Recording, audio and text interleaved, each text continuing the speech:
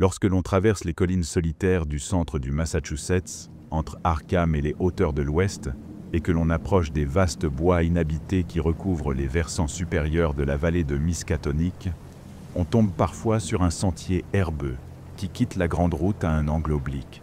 C'est une route solitaire et déserte, envahie par les broussailles, rarement utilisée sauf par les conducteurs de carrioles de bois ou les écoliers aventureux de la région d'Arkham. Elle serpente, montée après montée, au travers de bois denses aux troncs noueux et tordus, franchit des ponts étroits en ruine et gravit lentement une chaîne de collines basses et arrondies, dont la couleur semble presque malsaine, teintée d'un vert grisâtre. Au sommet d'un de ces monticules, la route atteint le triste petit village de Dunwich, dont les toits affaissés et les cheminées penchées émergent de la verdure enchevêtrée des champs en friche. Le village paraît dormir sous une lourde malédiction. Il est d'un calme malsain, dépourvu de vie apparente, et pourtant chargé d'un silence qui semble observer. Les maisons, dispersées au hasard, sont pour la plupart en ruine, avec leurs planches pourries et leurs fenêtres sans vitres. Un observateur attentif remarquera, ici et là, un léger mouvement derrière un rideau déchiré, ou un œil jaune et fixe entre les lames d'un volet entrouvert. Peu de gens s'aventurent encore à Dunwich, sauf ceux qui y sont nés. Les familles qui y vivent sont anciennes, leurs noms revenant sans cesse: Bishop, Sawyer, Whately. La consanguinité est notoire, et les visages sont étranges, asymétriques, avec des yeux trop écartés et des mentons fuyants. Des murmures circulent à propos de rites oubliés, de cérémonies nocturnes dans les bois, de rituels appris dans d'anciens grimoires, dont les mots ne devraient pas être prononcés. Même les animaux paraissent mal formés. Les vaches ont des membres tordus, les chevaux marchent étrangement. Les arbres eux-mêmes semblent croître selon un angle dérangeant, leurs branches noueuses tendues, comme des bras en prière. Les vieux de Dunwich parlent peu. Ils marmonnent dans un dialecte rugueux, difficile à comprendre. Un mélange de vieil anglais, de patois montagnard et de phrases à moitié effacées par le temps. Lorsqu'on évoque certaines choses, les pierres dressées au sommet des collines, les anciens sentiers forestiers, les nuits sans lune, leurs voix se brisent, leurs regards se détournent, et parfois un murmure s'échappe. Mieux vaut ne pas en parler. On dit que les morts ne reposent pas toujours en paix dans les collines. Des formes auraient été vues, la nuit, glissant entre les arbres, trop grandes, trop rapides, trop silencieuses pour être humaines. Certains affirment avoir entendu un battement lourd, comme celui d'un cœur souterrain, ou un bourdonnement grave, étouffé, venu du sol lui-même. C'est dans ce lieu oublié, parmi ces ruines hantées de murmures et ces collines pétries d'ombre, que survint, en 1928, l'événement qui bouleversa les plus sages professeurs de l'université Miskatonic. Cet incident, brièvement mentionné dans quelques journaux, souvent avec des erreurs grossières, fut rapidement éclipsé par les nouvelles plus mondaines de la vie moderne. Mais ceux qui savent, ceux qui ont vu ou entendu, n'ont jamais oublié. Le professeur Armitage, directeur de la bibliothèque de l'université, fut l'un des rares à comprendre la portée réelle de ce qui s'était passé. Avec lui se trouvait le professeur Warren Rice, un érudit en langues anciennes, et le docteur Francis Morgan, jeune médecin et passionné d'occultisme. Ensemble, ils entreprirent de combattre une force qu'ils ne comprenaient qu'à moitié et que la science moderne ne pouvait expliquer. Cette force, pourtant, avait un nom. Elle portait l'empreinte d'une lignée maudite, d'un sang corrompu et d'une ambition démente nourrie de textes impies. Elle grandissait depuis des années dans les collines de Dunwich, nourrie d'offrandes et de paroles interdites, invisibles à l'œil des simples mortels. L'histoire qui suit est une tentative de rassembler, sans artifice ni dramatisation, les éléments connus de cette affaire.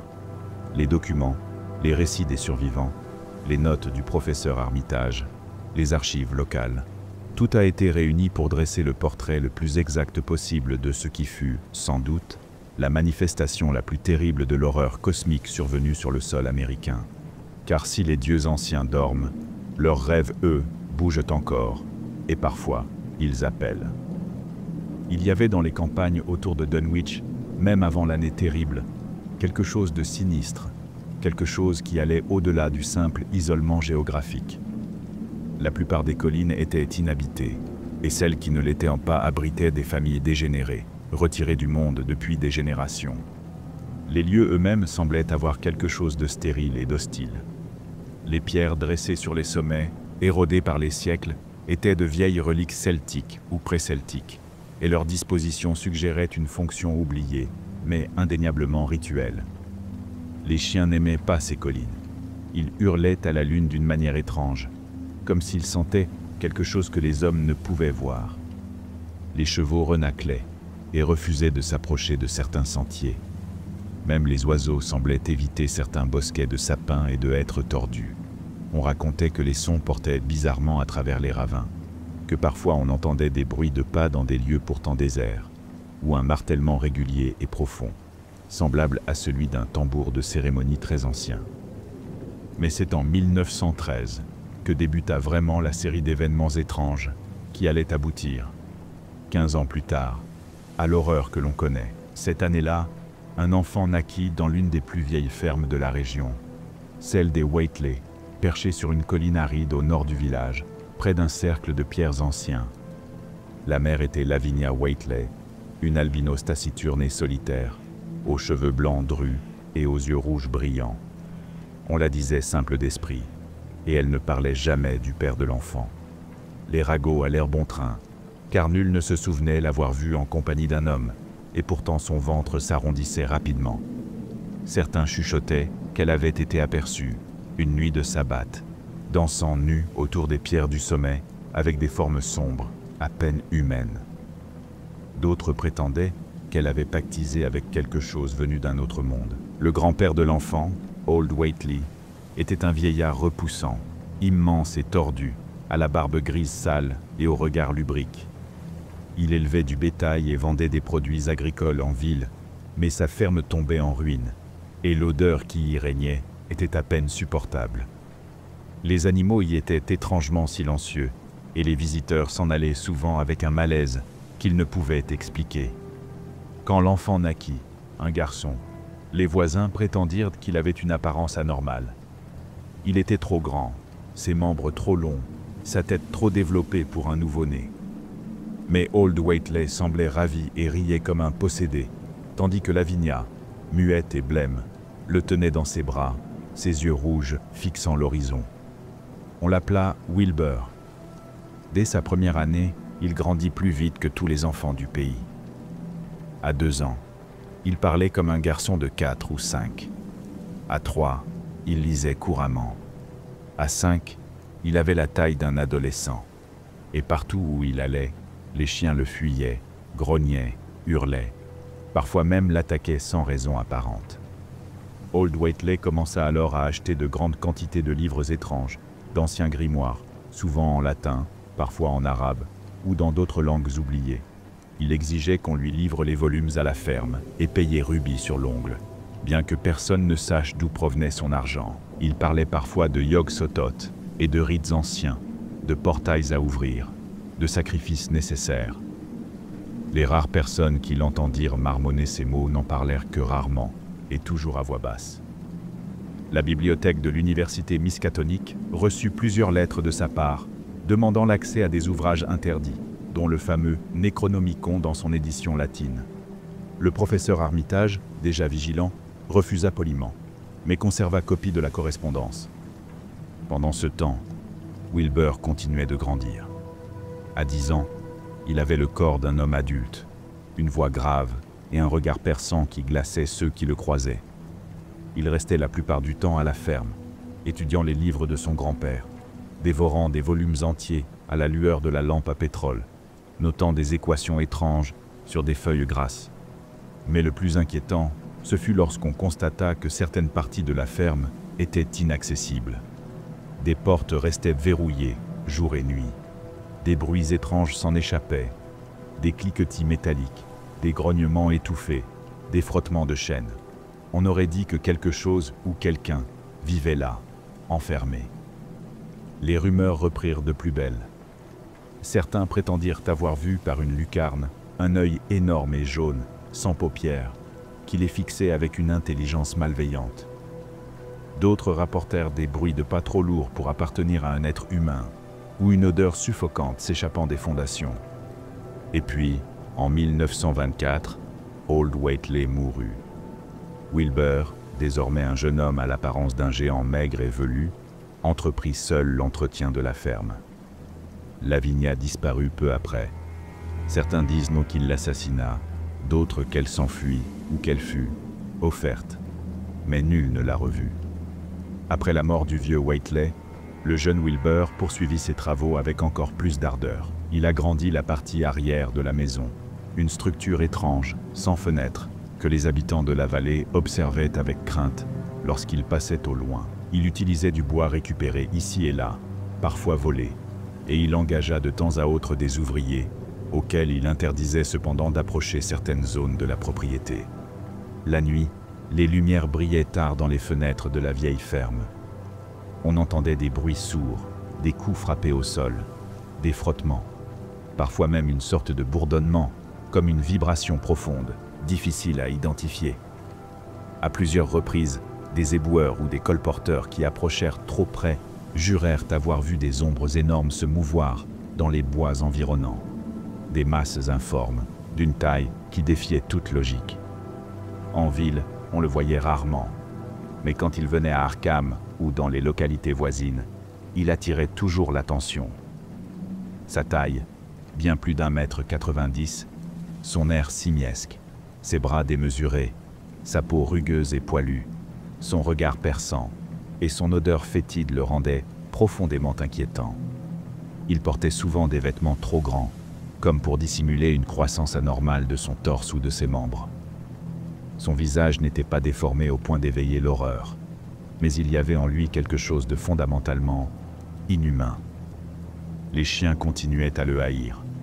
Ils se jetaient sur lui sans raison, bavaient, hurlaient de manière démente. Il dut plusieurs fois se défendre à coups de bâton, et à Arkham même, un chien errant faillit lui arracher la jambe.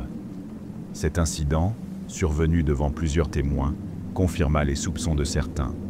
Il y avait quelque chose de profondément anormal dans cet homme. Ce fut vers 1927 que Wilbur se rendit en personne à la bibliothèque de l'université Miskatonic.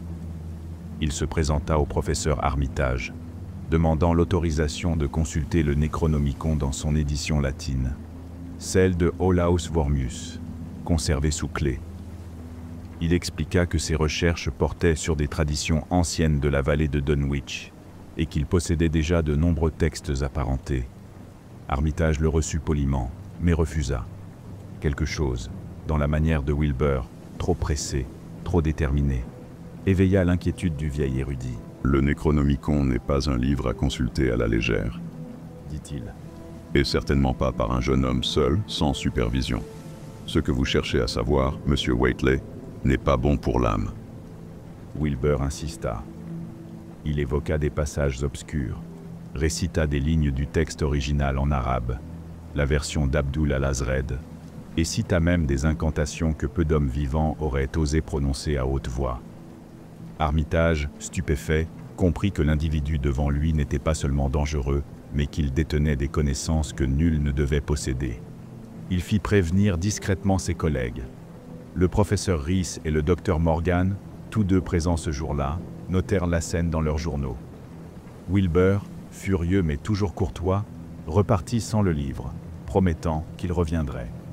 Et il revint. Une nuit d'août 1928, il s'introduisit dans la bibliothèque par une fenêtre brisée. Il savait où se trouvait l'ouvrage, dans le coffre de la salle de lecture réservée. Et il s'y glissa, malgré les grilles et les verrous. Mais il ne s'attendait pas à ce que les chiens de garde soient aussi féroces. Le lendemain matin, on le trouva gisant sur le sol de marbre, dans une mare de sang. Un des chiens de l'université, un énorme berger allemand nommé Satan, l'avait éventré. Les membres du personnel appelèrent immédiatement le professeur Armitage. Wilbur vivait encore, mais à peine. Il gémit quelques mots incompréhensibles. Quelque chose à propos de Yog-Sothoth, d'un portail à ouvrir, d'un jumeau qui devait se réveiller, puis expira dans un râle atroce. Ce qu'Armitage et les autres virent alors les glaça jusqu'à la moelle. Sous les vêtements déchirés, Wilbur n'était pas un homme. Son corps était couvert d'une fourrure jaunâtre. Son torse était difforme, ses jambes pliées comme celles d'un bouc, ses mains griffues. Mais ce fut son visage, ou plutôt ce qui s'étendait au-dessus de lui, car le crâne ne s'arrêtait pas où il aurait dû, qui les terrifia. Il y avait là, dissimulé sous une masse de chair, une seconde bouche, pleine de dents innombrables et des yeux dormants, à peine formés, comme si un autre être poussait sous la peau.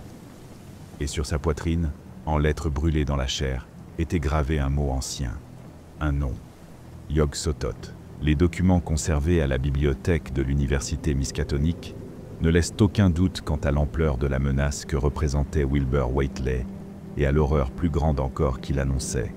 Le professeur Armitage, dans ses notes, exprime son soulagement à l'idée que l'intrus ait été arrêté avant d'obtenir ce qu'il désirait. Et pourtant, ce soulagement est teinté d'inquiétude. « Je crains, écrit-il, que nous ne soyons confrontés à un danger que Wilbur n'était lui-même que partiellement capable de comprendre. Ce qu'il tentait d'atteindre dépasse tout ce que notre savoir a jamais approché. Yog-Sothoth n'est pas un mythe, pas au sens où nous l'entendons, et les portails qu'il voulait ouvrir pourraient déchirer bien plus que les collines de Dunwich. » Pendant les jours qui suivirent la mort de Wilbur, Armitage et ses collègues entreprirent une enquête discrète.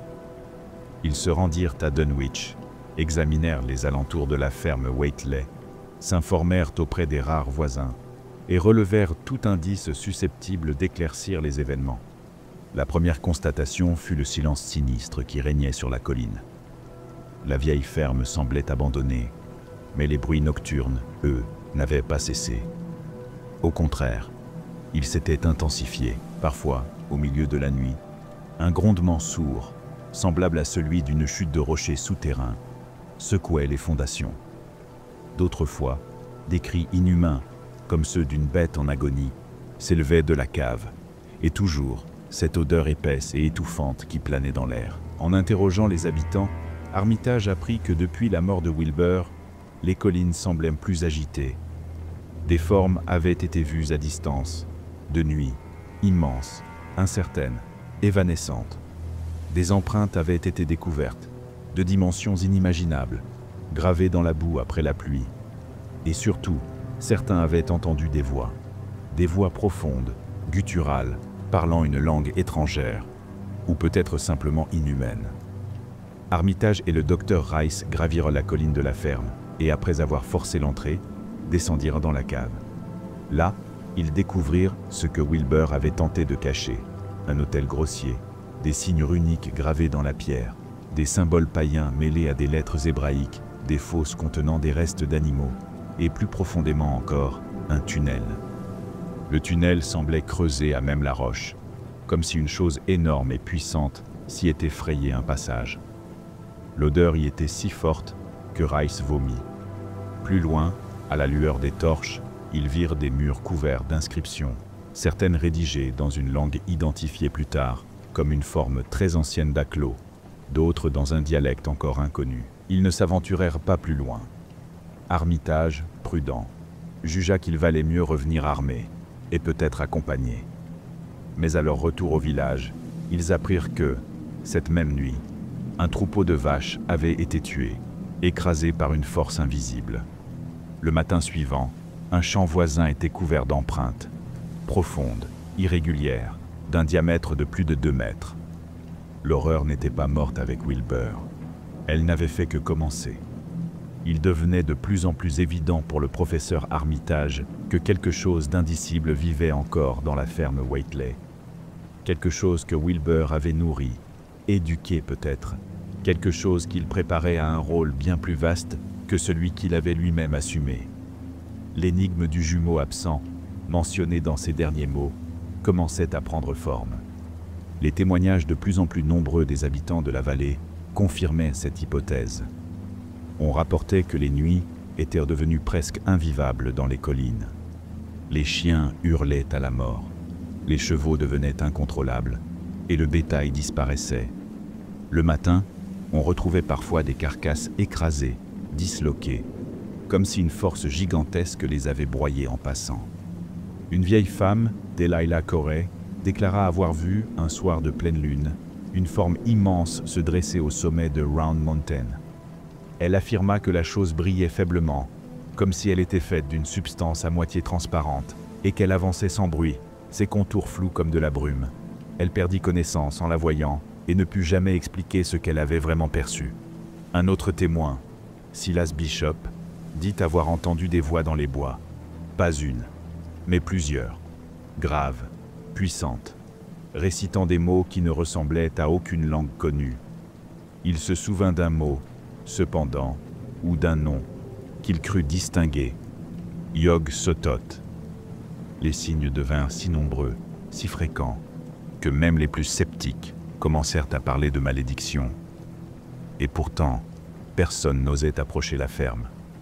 Même les plus curieux ou les plus téméraires se contentaient de rôder autour des champs, sans jamais franchir la clôture pourrie. Le professeur Armitage, de retour à Arkham, compila tous les rapports dans un dossier. Il s'enferma plusieurs jours à la bibliothèque, consultant tous les ouvrages occultes en sa possession. Il retrouva, dans une édition fragmentaire du livre d'Eibon, un passage évoquant l'ouverture des portes entre les mondes par le biais d'un sacrifice jumeau. Il compara ce texte à des extraits du Necronomicon et du culte des ghouls, et ce qu'il en déduisit le fit frissonner. Wilbur n'était pas seul. Il n'était que l'agent visible d'une volonté plus vaste. Son jumeau, celui que personne n'avait jamais vu, n'était pas humain, pas entièrement. C'était une entité d'un autre ordre, une chose née de Lavinia et de quelque chose d'innommable, invoquée dans un rituel interdit, probablement le jour même de la naissance de Wilbur. Et ce jumeau vivait encore, dans la ferme, dans l'aile fermée à clé, dans la cave, peut-être dans les tunnels. Et il grandissait, les bruits, les tremblements, les formes floues dans les bois, les bêtes massacrées, tout concordait. Armitage convoqua d'urgence le professeur Rice et le docteur Morgan. Il leur expliqua ses découvertes, leur montra les textes, leur lut les notes laissées par Wilbur. Ils restèrent silencieux de longues minutes, puis Rice se leva et dit « Il faut y aller. Maintenant, avant qu'il ne soit trop tard. » Ils préparèrent leur expédition dans le plus grand secret. Armitage alerta discrètement les autorités locales, bien que les explications qu'il leur fournit fussent vagues. Il se contenta de parler d'un danger toxique, d'une possible fuite de gaz, d'un effondrement minier. Le 2 septembre 1928, ils quittèrent Arkham en voiture, armés et munis de lampes à acétylène, de cordes, de harnais et de plusieurs exemplaires de textes sacrés. Ils arrivèrent à Dunwich, sous un ciel plombé, chargé d'électricité. Les collines semblaient plus sombres que d'habitude, et les oiseaux s'étaient tus. Ils s'arrêtèrent au pied de la colline, dans un silence oppressant. La ferme se dressait au loin, silhouette difforme, tordue par les années. La porte était ouverte. Ils échangèrent un regard, puis Armitage dit « Ce qui vit ici ne doit pas passer. Ni maintenant, ni jamais. » Et ils commencèrent à gravir la colline. Vers l'aube du 2 septembre, un vent chaud et humide commença à souffler dans les gorges et sur les pentes rocheuses de la région de Dunwich. C'était un vent étrange, plus lourd que le vent ordinaire, avec un parfum de poussière ancienne et de mousse pourrie, et qui semblait parfois porter avec lui des fragments de murmures indistincts. Les chiens de tout le pays hurlèrent dans la nuit, et les hommes se réveillèrent, le cœur serré, sans savoir pourquoi. Les clochers grinçaient, les arbres penchèrent de travers. Le ciel prenait une couleur rouille, tachée de bandes de noir, et de temps à autre une lumière fuligineuse, sans source visible, passait entre les collines comme une braise mal éteinte. À 8 heures du matin, les Waitley ne répondaient plus. Les gens du village avaient remarqué un étrange tremblement dans la vallée, comme si la terre respirait, et certains parlèrent d'un grondement souterrain qui faisait frémir les eaux. Une colonne de fumée noire s'élevait de la direction de la ferme. Elle ne sentait ni le bois brûlé, ni la paille. Elle portait une odeur acide, presque métallique, qui rappelait celle de la foudre frappant la roche. Le professeur Armitage, le professeur Rice et le docteur Morgan étaient arrivés. Ils s'étaient installés dans une maison abandonnée à la lisière du bois, et de là, à l'aide d'un instrument d'optique étrange, Armitage observait la crête de la montagne, où la ferme Waitley se dressait. L'édifice semblait vaciller légèrement, comme si ses murs se tordaient d'un mouvement imperceptible. À 10 heures précises, un cri monta de la colline. Un cri prodigieux, d'une voix surhumaine, qui emplit toute la vallée. Il résonna dans les montagnes, rebondit sur les gorges, fit trembler les branches et s'éteignit dans un sifflement lugubre. Il n'était ni humain ni animal. Il n'était pas naturel. Et pourtant, il portait un mot compréhensible. Une seule syllabe. Une plainte. I-O-G, puis plus rien. Pas un bruit.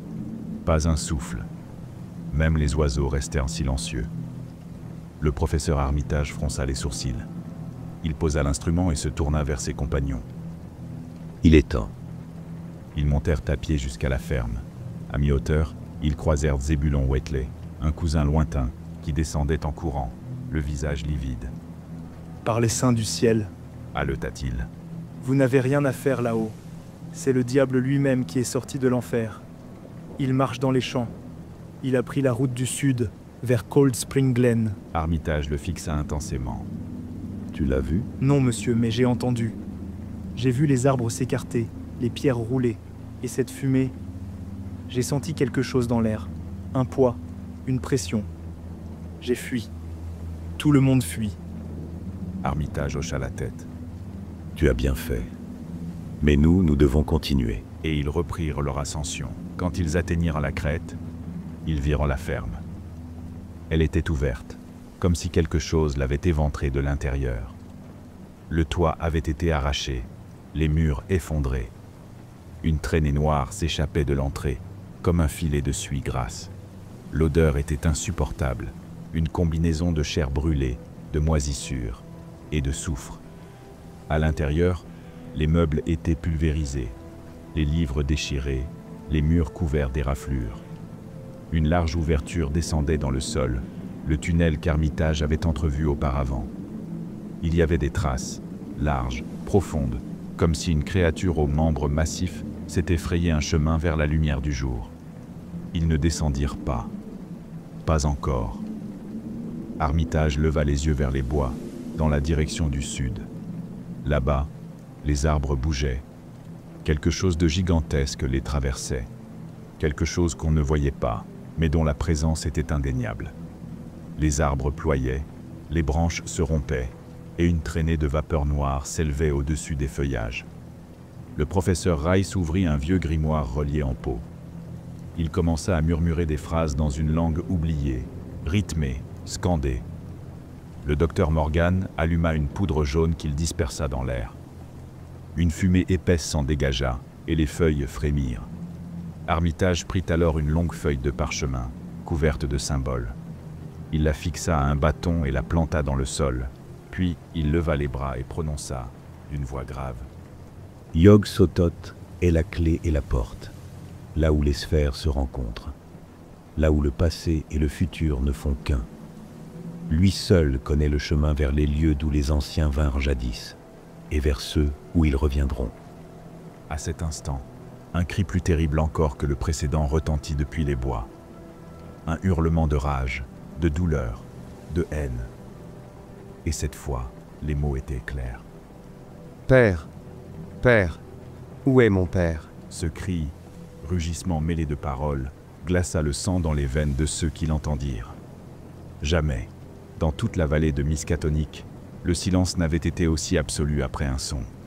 C'était comme si la nature elle-même retenait son souffle, comme si les arbres, les rochers, les oiseaux même craignaient de troubler ce qui venait d'être invoqué. « Père, Père, où est mon père ?» La voix semblait s'élever de partout à la fois, des bois, de la terre, du ciel, et elle portait une détresse indicible, mais aussi une colère primitive, cosmique, impie. Le professeur Armitage frissonna, mais il tint bon. Il reprit ses incantations, plus fort, plus vite. Le professeur Rice, le visage blême, continua à agiter la poudre sacrée, dessinant dans l'air des cercles protecteurs. Morgan tenait à la main un livre ouvert, prêt à réciter les formules de bannissement les plus anciennes de la tradition d'Aklo et de l'hyperboréen. Dans la vallée, les gens s'étaient terrés chez eux. Les portes étaient verrouillées, les rideaux tirés, les fusils sortis, Mais tout cela ne servait à rien. Ceux qui vivaient au plus près de la ferme Waitley, dans les bois de Cold Spring Glen, virent les arbres se courber comme frappés par un ouragan, mais aucun vent ne soufflait. Ils sentirent le sol vibrer sous leurs pieds, et certains jurèrent que le ciel s'assombrissait au-dessus de leur maison, comme si un nuage invisible passait. Et toujours cette voix. Père, père, c'est moi, je suis là, où es-tu? Le professeur Armitage suait à grosses gouttes. Il prit un objet dans sa poche, une relique ancienne, ciselée de runes étranges, et la brandit en direction des collines. Il cria « Ce n'est pas ton monde, ce n'est pas ton temps. Retourne d'où tu viens. » Une onde de choc sembla traverser la vallée. Les arbres se courbèrent vers l'arrière. Le sol gémit comme s'il allait se fendre. Et la voix hurla, cette fois déchirée. « Père, ne m'abandonne pas !» Puis elle retomba dans un silence lourd, épais, oppressant. Il fallut plusieurs minutes aux hommes pour retrouver leur souffle. Rice tomba à genoux, le visage dans les mains. Morgan ne cessait de répéter « Ce n'est pas possible, ce n'est pas possible !» Armitage, les yeux levés vers le sommet des collines, murmura « Il sait qu'il est seul maintenant. Il sait que Wilbur est mort. » Et d'un ton plus bas, presque pour lui-même. « Il n'est pas né comme nous, il n'a jamais été un enfant. Il est l'autre moitié, l'autre part du pacte. » Au loin, une lumière étrange dansa un instant entre les arbres, puis s'éteignit. L'air se fit soudain plus léger, comme si une tension millénaire avait été relâchée. Mais personne ne parlait, pas encore, car tous savaient que ce n'était pas fini. Vers 3 heures de l'après-midi, les quelques habitants de Dunwich qui osaient encore regarder par leurs fenêtres ou se risquer dehors, virent une étrange procession gravir lentement les pentes vers la ferme Waitley en ruine. Le professeur Armitage, le professeur Rice et le docteur Morgan marchaient en tête, suivis d'un petit groupe d'hommes armés du village, dont quelques jeunes et 2 anciens qui avaient accepté de servir de guides. Ils portaient des sacs lourds, des instruments, des livres et des objets que personne n'avait jamais vus auparavant, forgés dans des métaux ternes ou gravés de symboles oubliés. Le vent avait repris. Il soufflait fort maintenant, chaud, lourd, chargé de poussière et d'une odeur de mousse vieille. Au sommet des collines, les arbres ployaient et l'air vibrait de manière inquiétante. De temps en temps, un grondement sourd se faisait entendre, venu de la direction de Cold Spring Glen. Quelque chose, ou quelqu'un, s'y déplaçait. Une masse invisible, titanesque, dont chaque mouvement faisait trembler les pierres. Les hommes gravirent la colline en silence. Ils ne parlaient pas, ne s'arrêtaient pas, ne regardaient pas en arrière. Leurs visages étaient pâles, graves, marqués par la tension et par la certitude que ce qu'ils allaient affronter n'avait pas de nom. À l'orée du bois, ils s'arrêtèrent. Armitage ordonna aux villageois de rester en arrière. Ils ne voulaient pas d'accident, pas d'âmes non préparées à ce qu'ils allaient tenter. Seuls Rice, Morgan et lui-même poursuivraient. « S'il arrive quoi que ce soit, dit-il d'une voix grave, vous redescendez immédiatement au village et vous priez. Vous priez pour que ce que nous faisons ici suffise. » Puis ils disparurent dans les arbres. Les villageois attendirent des heures. Le vent soufflait encore. Le ciel s'assombrissait.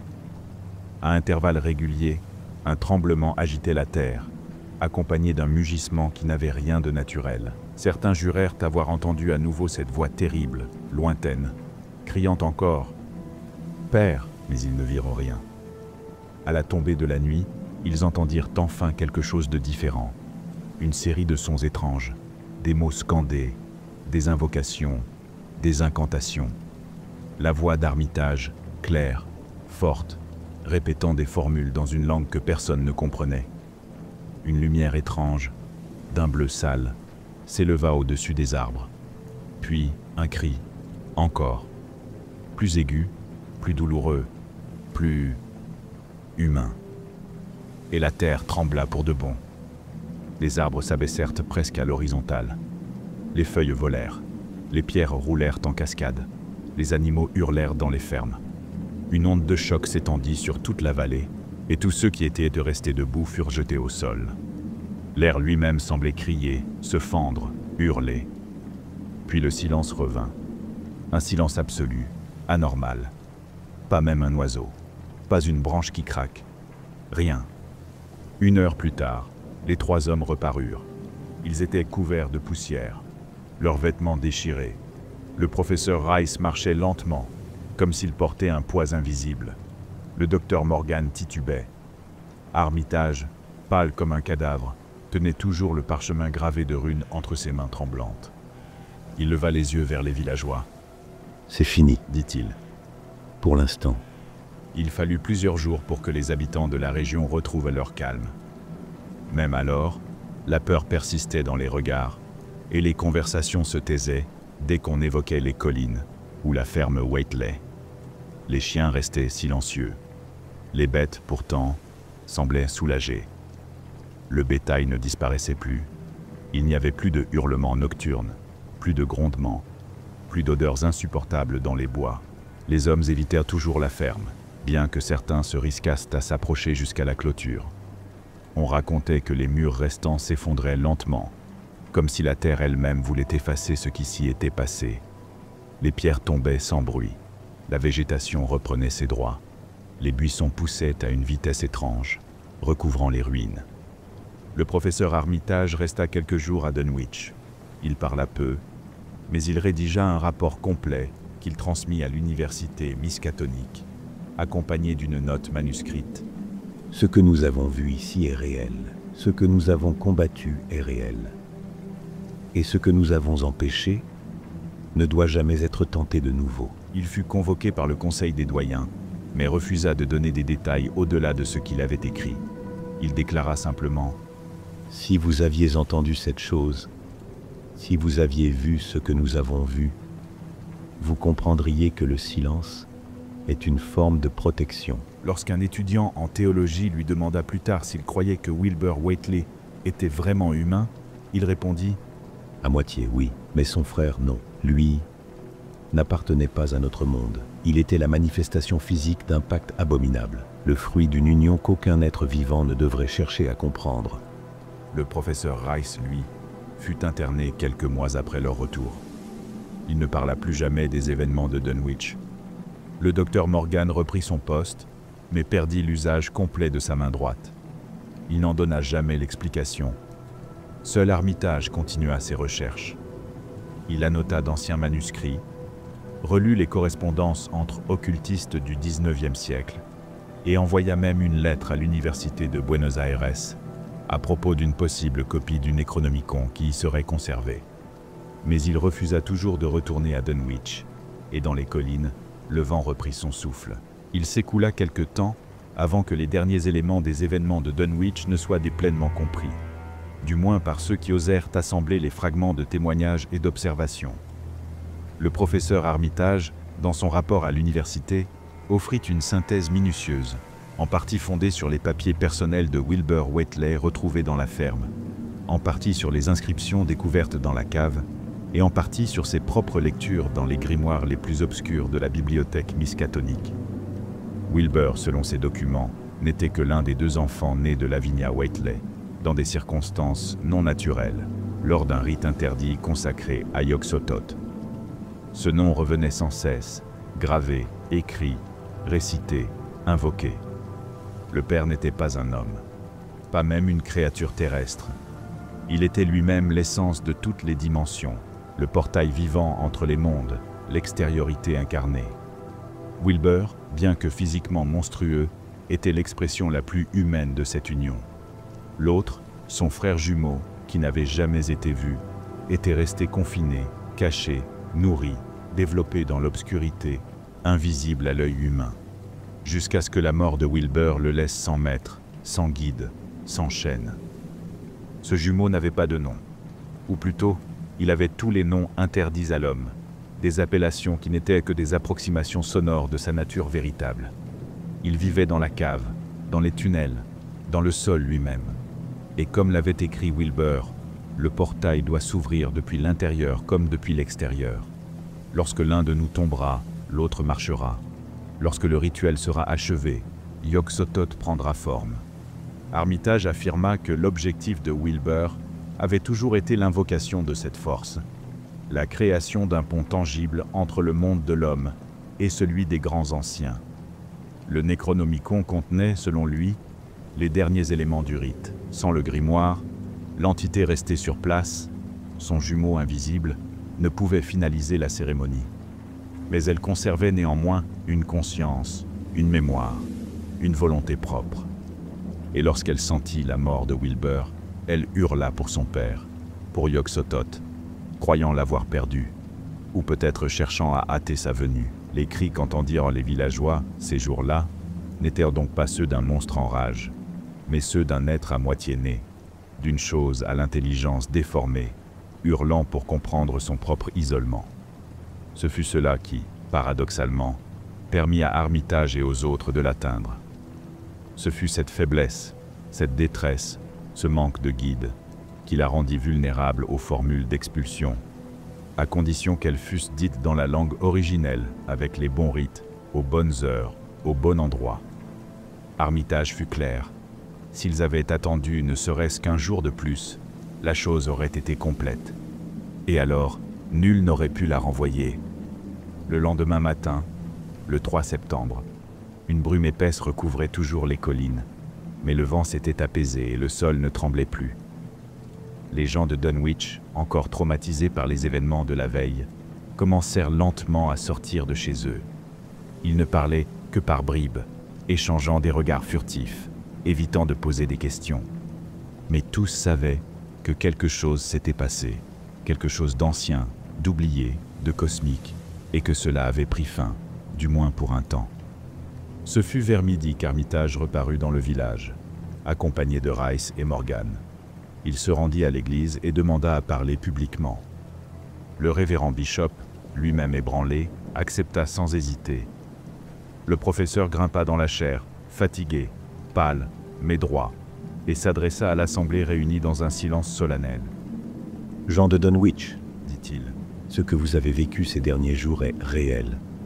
Ce que vous avez entendu, ce que vous avez craint, ce que vous avez vu, tout cela était vrai. Et si nous ne sommes pas tous morts, c'est parce que nous avons agi à temps. » Il marqua une pause. Un souffle traversa l'église. Personne ne bougea. Il y avait, dans les collines au nord, quelque chose qui ne devait pas être là. Une chose née d'un rite interdit, d'un savoir ancien que nul homme ne devrait posséder.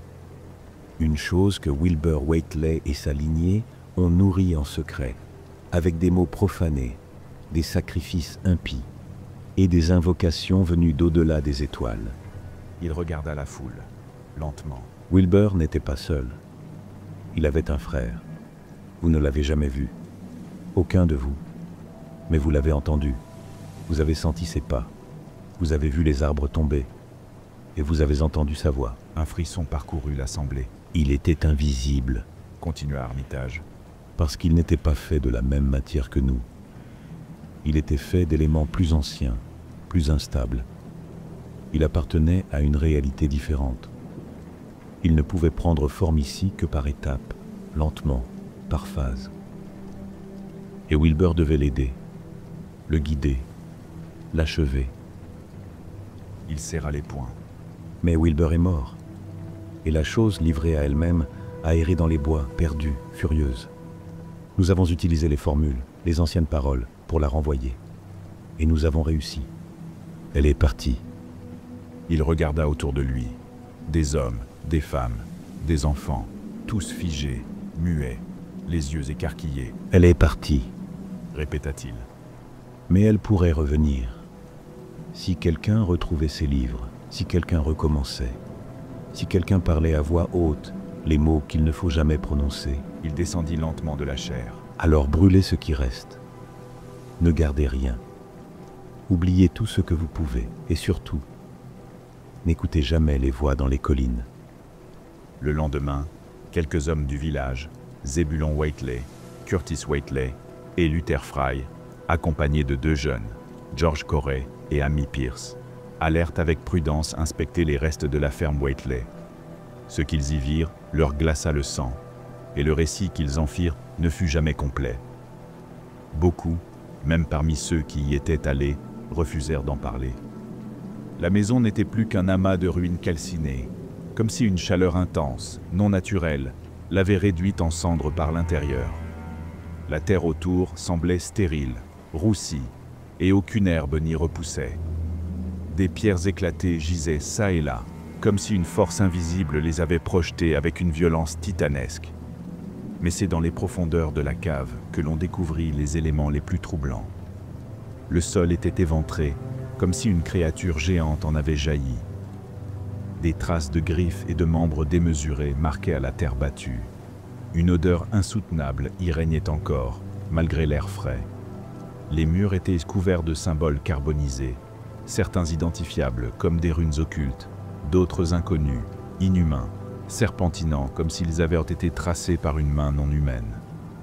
Ils trouvèrent également des restes d'objets rituels, calices, pierres gravées, ossements d'animaux, mais surtout, dans un coin du tunnel, à demi enfoui sous les débris, les pages éparses d'un journal. C'était l'écriture de Wilbur Whateley. Les fragments lisibles parlaient de croissance accélérée, de préparation des éléments rituels, de fusion d'énergie cosmique. L'un des passages les plus clairs indiquait « Il est presque complet maintenant. Le lien se renforce. Il ressent mes pensées, mes ordres, mais il reste instable. Il a besoin de l'appel final, celui du Necronomicon. Il doit entendre le nom. Il doit le voir. Yog-Sothoth viendra si les portes sont ouvertes. Yog-Sothoth est la porte. » Les hommes prirent ces fragments et les confièrent au professeur Armitage. Ce dernier les lut attentivement, puis les brûla immédiatement, sans en faire de copie. « Il vaut mieux que personne ne lise cela, » dit-il. Et ce fut la fin des Whateley. La ferme fut rasée, les fondations détruites, le sol béni par le révérend Bishop. Rien ne repoussa jamais là. Le cercle de pierres au sommet de la colline fut également démantelé. On dispersa les pierres dans la vallée, loin les unes des autres, et l'on interdit à quiconque de les déplacer à nouveau. Le vent souffla de nouveau dans les collines. Les chiens cessèrent d'aboyer. Les bêtes reprirent leur comportement normal, et les gens recommencèrent lentement à dormir la nuit. Mais parfois, dans certaines nuits d'orage, il arrivait que l'on entende, très loin dans les montagnes, un cri étouffé, comme un appel déformé, venu d'une gorge inhumaine. Et les plus vieux, ceux qui avaient vu les ruines de la ferme, ceux qui avaient entendu la voix dans le vent, disaient simplement, à voix basse, « Il ne faut pas écouter. Il ne faut plus jamais écouter. » À l'instant même où la voix inhumaine cria pour la première fois dans la nuit, les habitants des vallées plus éloignées crurent entendre un tonnerre venu d'un ciel sans orage. Ceux de Dunwich, cependant, reconnurent autre chose. Il ne s'agissait pas d'un tonnerre naturel, ni même d'un grondement sismique. Il s'agissait d'un cri, d'une voix, démesurée, surnaturelle, et pourtant porteuse de mots reconnaissables.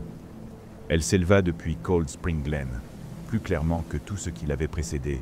Père, Père, Yog-Sothoth. Les habitants les plus proches se recroquevillèrent sous leur couverture. Ceux plus braves se mirent à prier, et ceux qui comprenaient vraiment, ceux qui, comme Luther Fry, Silas Bishop ou Amy Pierce, avaient entendu Wilbur marmonner des choses dans la nuit, blêmirent jusqu'aux os, car cette voix, cette chose qui criait maintenant à travers les arbres, n'était pas que l'écho d'un être en détresse. Elle était l'appel d'un être colossal, invisible, cherchant une figure paternelle qui appartenait à une autre réalité. Les collines tremblaient. La lumière se déformait. Les chiens fuyaient vers les caves. Et dans les cœurs des hommes, une peur ancienne, atavique, se réveillait. Au même moment, dans la vieille maison abandonnée près de la crête, le professeur Armitage se tenait debout, impassible, un manuscrit ancien à la main. Le professeur Rice se tenait à ses côtés, récitant lentement, soigneusement, une série de formules issues de l'édition grecque du Necronomicon. Le docteur Morgan, pâle, surveillait les instruments et les bougies. Un cercle protecteur avait été tracé au sol. Les herbes anciennes brûlaient dans une vasque de cuivre, et une odeur puissante s'élevait, mêlant encens, sang séché et cendres. « Il approche », dit Armitage. Il sortit une amulette antique, gravée de symboles acloniens, et la tint au-dessus du cercle. « Nous devons l'attirer maintenant, avant qu'il ne rejoigne ce qu'il croit être son père. » Puis il leva les bras. « Yog-Sothoth, toi qui es la clé et la porte. Écoute-nous, nous ne sommes pas tes ennemis, mais ceux qui savent, ceux qui protègent.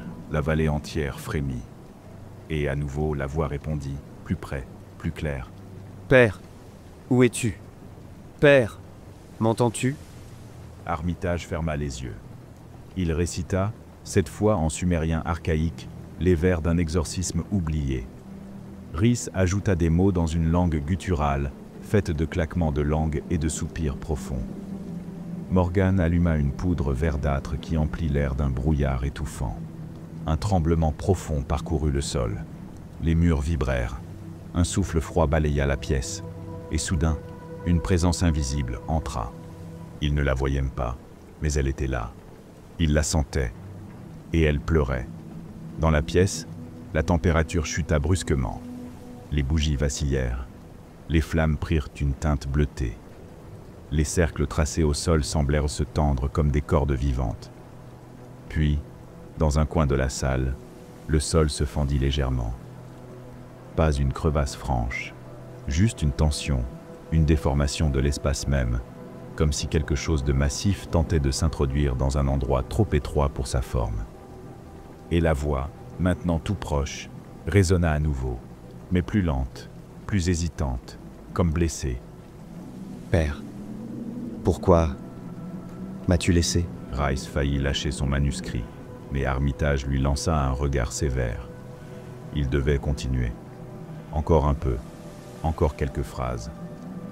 Armitage leva le bras et pointa son amulette vers le vide. « Tu n'as pas de père ici. » dit-il d'une voix calme.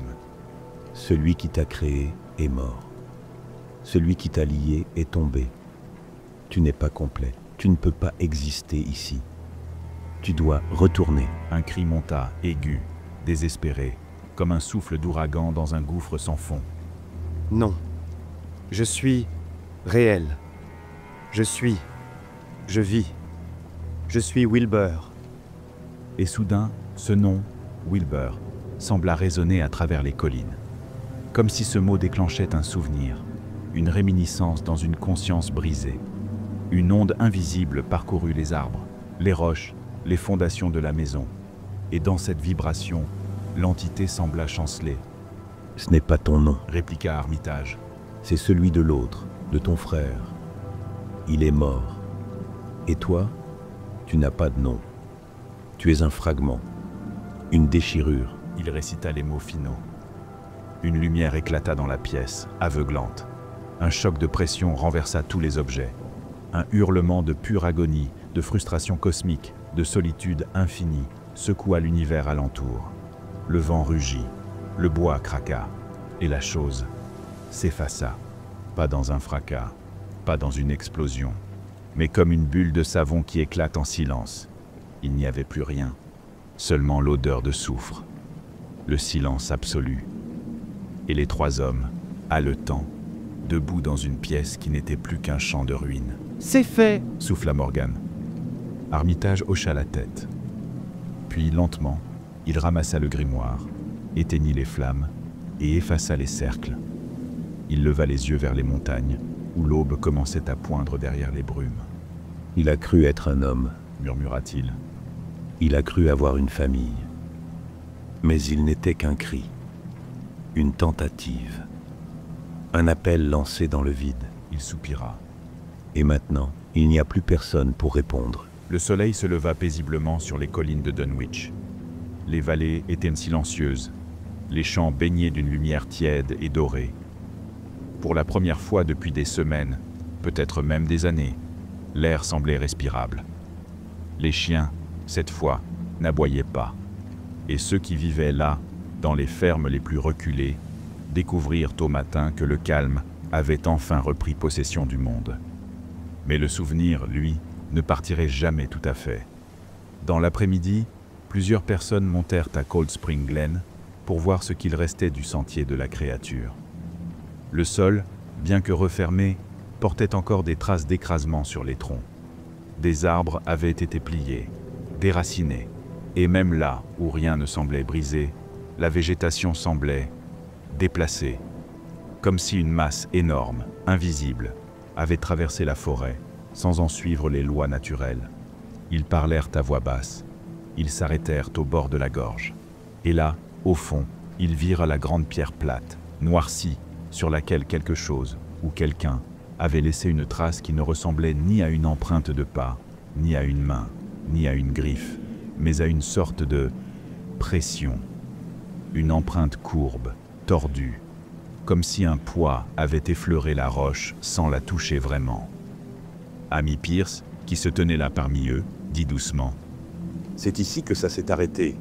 C'est ici qu'ils l'ont fait partir. » Mais Luther Fry secoua la tête, regardant les cimes. Ou bien c'est ici qu'il a compris qu'il n'était jamais né. Et personne ne répondit. Le soir même, dans l'une des dernières fermes à l'est du village, un vieillard nommé Nahum Sawyer écrivit dans son carnet: « Ils ont dit qu'il appelait son père. Ils ont dit qu'il parlait avec la voix d'un homme. Moi, je crois qu'il a souffert, que ce qu'il était ne l'a jamais compris. Il n'était pas méchant, il était incomplet. » Puis il referma le carnet, souffla sa lampe et s'endormit. Et ainsi se termina l'horreur de Dunwich.